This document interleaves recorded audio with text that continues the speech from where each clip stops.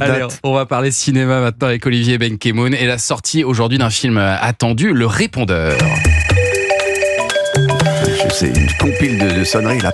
Le Répondeur, comédie qui s'amuse d'un truc que vous connaissez tous, c'est le lien intime, disons même la dépendance, peut-être la suraddiction à votre téléphone. Tous addicts, tous accros et tous esclaves. Mais un homme se lève et un homme dit non. C'est Pierre Chazonne, joué dans le film par Denis Podalides. Pierre Chazonne, romancier, qui veut être tranquille pour écrire. Et que va-t-il faire ? Va-t-il jeter son téléphone à la poubelle ? Va-t-il l'enfermer dans un coffre-fort ? Va-t-il tout simplement l'arrêter ou arrêter tout simplement de décrocher ? Eh bien non, Pierre Chazonne, romancier parisien à succès, a choisi une autre voie. J'ai besoin de vous, Baptiste.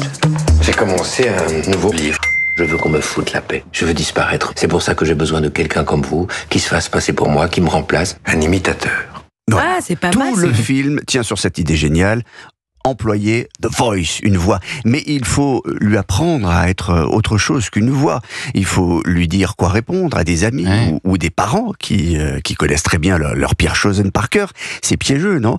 Donc, comme on pourrait l'enseigner à une intelligence artificielle, Pierre, le romancier, va devoir enseigner à son imitateur à être plus qu'une voix, un double.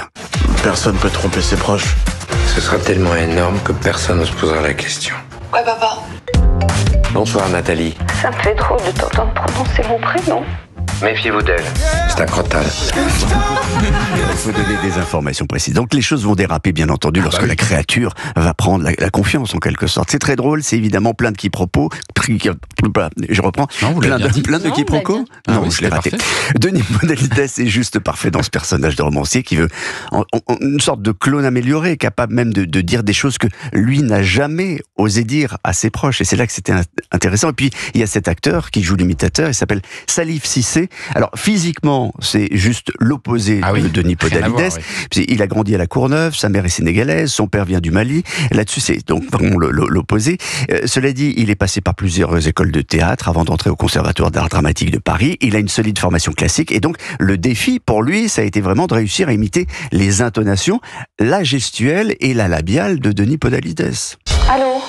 Je suis désolé, mais ça ne va plus être possible.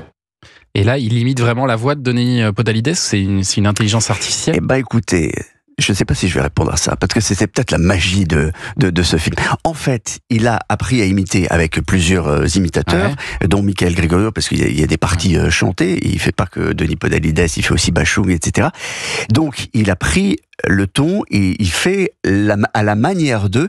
Et derrière, par exemple, Denis Podalides a tout refait en post-synchro. Oui, c'est pour ça que c'est aussi bluffant l'imitation. Ils ont rassemblé les deux voix. Ça s'appelle Le Répondeur de la réalisatrice Fabienne Godet qui signe sa première fiction, visiblement très réussie.